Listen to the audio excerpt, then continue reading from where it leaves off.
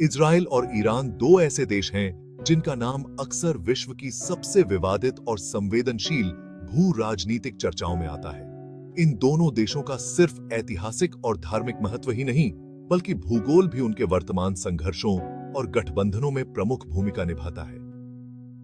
इस वीडियो में हम इन दोनों देशों की भौगोलिक स्थिति, उनके पड़ोसी देशों और वैश्विक संबंधों पर एक गहन नजर डालेंगे। साथ ही ये जानेंगे कि कैसे इनकी भूगोलिक स्थिति इनके राजनीतिक और सैन्य गठबंधनों को प्रभावित करती है। इजराइल मध्य पूर्व में स्थित है। इसके पश्चिम में भूमध्य सागर, उत्तर में लेबनान, पूर्व में सीरिया और जॉर्डन और दक्षिण में मिस्र है। इजराइल का आकार छोटा है, लेकिन इसका भूगोल अत्यंत विविध है।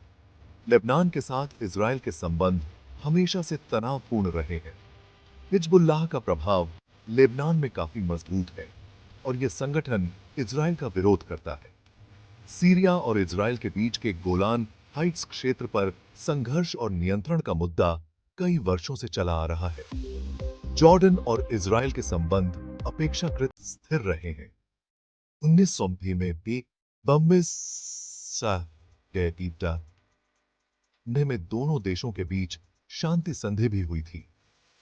इजराइल और मिस्र के संबंध 1974 में कैंप डेविड समझौते के बाद से स्थिर हुए हैं, लेकिन सामान्य जनता के स्तर पर अभी भी तनाव बना हुआ है।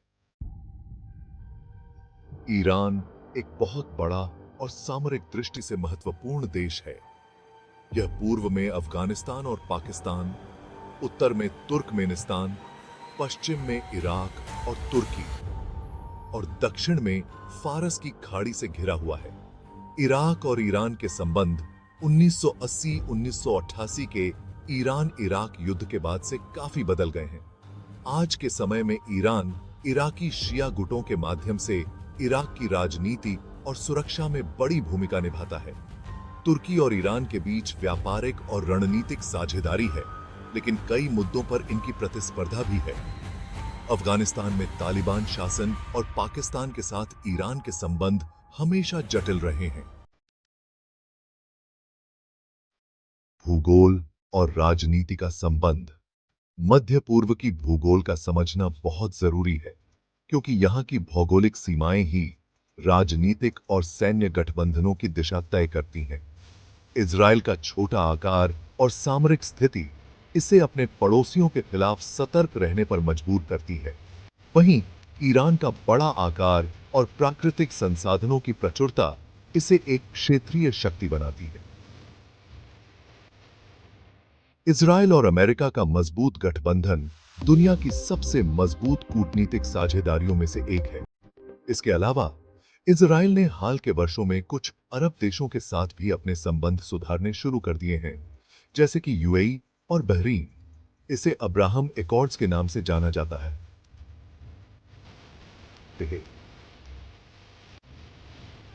ईरान का प्रमुख सहयोगी रूस और चीन है, जो इसे संयुक्त राष्ट्र सुरक्षा परिषद और अन्य अंतर्राष्ट्रीय मंचों पर समर्थन देते हैं। साथ ही ईरान की रणनीतिक साझेदारी हिजबुल्लाह और अन्य शिया गुटों के साथ भी है, जो मध्य पूर्व में इसके प्रभाव को बढ़ाती है। क्षेत्रीय गठबंधन और विवाद। मध्य पूर्व में विभिन्न शक्तियों के गठबंधन जटिल हैं। इजराइल और ईरान के बीच का संघर्ष शिया और सुन्नी मतभेदों से भी जुड़ा हुआ है, जिसमें सऊदी अरब और ईरान के बीच का प्रतिस्पर्धी संबंध प्रमुख भूमिका निभाता है। अमेरिका और इजराइल के बीच घनिष्ठ संबंध हैं, जो सैन्य और तकनीकी क्षेत्र में सहयोग तक सीमित नहीं है, बल्कि संयुक्त राष्ट्र में भी अमेरिका अक्सर इजराइल का समर्थन करता है। रूस और ईरान के बीच मजबूत सैन्य और रणनीतिक साझेदारी है, खासकर सीरिया में, जहां दोनों देश असद सरकार का समर्थन करते हैं। हाल के वर्षों में इजराइल और कुछ अरब देशों के बीच संबंधों में सुधार हुआ है। यूएई और बहरीन के साथ अब्राहम एकॉर्ड्स ने नए अवसरों को जन्म दिया है। मध्य पूर्व का यह भूभाग सिर्फ इतिहास और धर्म का केंद्र नहीं है, बल्कि आधुनिक विश्व राजनीति की धुरी भी है। इजराइल और ईरान के बीच का संघर्ष सिर्फ दो देशों के बीच का नहीं है, बल्कि वैश्विक शक्तियों के हित भी इसमें उलझे हुए हैं।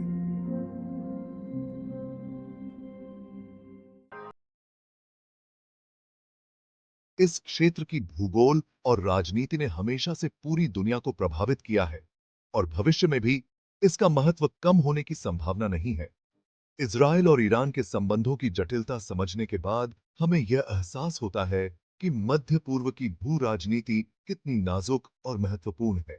अगर आपको इस विषय पर और भी गहराई से जानकारी चाहिए या कोई सवाल है, तो कमेंट सेक्शन में जरूर पूछें। और अगर आपको हमारा वीडियो पसंद आया हो, तो लाइक और सब्सक्राइब करना न भूलें। मिलते हैं अगले वीडियो में, तब तक के लिए धन्यवाद। मिलते हैं अगले